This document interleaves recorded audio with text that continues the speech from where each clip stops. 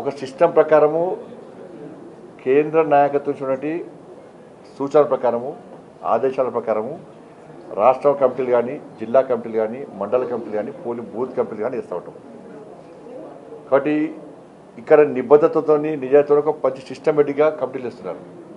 అట్లా వేస్తున్నారు కాబట్టి ఆలస్యం అవుతున్నది.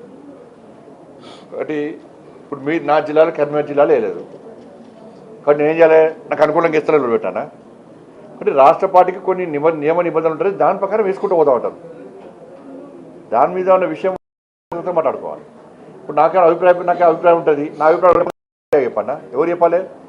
కిషన్ రెడ్డి గారికి చెప్తాను నా అభిప్రాయం మీద చెప్పని. అట్లా అని చెప్పి నా అభిప్రాయం భిన్నంగా ఇస్తేనే రోడ్డుకి ఎక్కేది అవసరం లేదు. బండి సంజయ్ కోసం నిబంధనలు మార్చరాడా? పార్టీ నిబంధనలు ఒక వ్యక్తి కోసం మార్చడం ఎక్కడ కూడా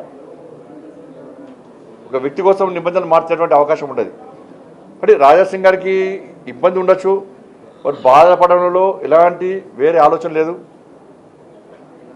కానీ దాన్ని మీడియాకి చెప్పకపోండి, అంతకంత మాట్లాడితే అయిపోతుండే. ఎందుకంటే రాజాసింగ్ ఒక మంచి నాయకుడు, ఒక ధర్మం కోసం పనిచేసే నాయకుడు, పార్టీకి కమిట్మెంట్తో ఉన్న నాయకుడు.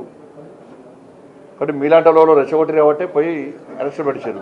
మీకు ఏముండగా మీరు ఊకే పోయి లోకల్ పడతారు, ఒకరొకరు ఫోన్ చేస్తారు. పాపం ఆయన కొంచెం తెలుగు ఇబ్బంది ఉంది కాబట్టి మీరే రాసి పంపుతారు, అది ట్వీట్ చేస్తాడు.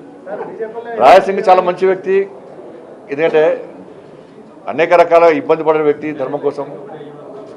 కాబట్టి దయచేసి మా రిక్వెస్ట్ ఏంటంటే ఇంకోసారి రాజాసింగ్ అట్లా రెచ్చగొట్టకుండా దయచేసి. రాజాసింగ్ మావాడు మా పార్టీ కాదేంది. ఒక నేను నిన్న మాట్లాడి ఇవాళ కూడా మాట్లాడతా, రేపు కూడా మాట్లాడుతూనే ఉంటా.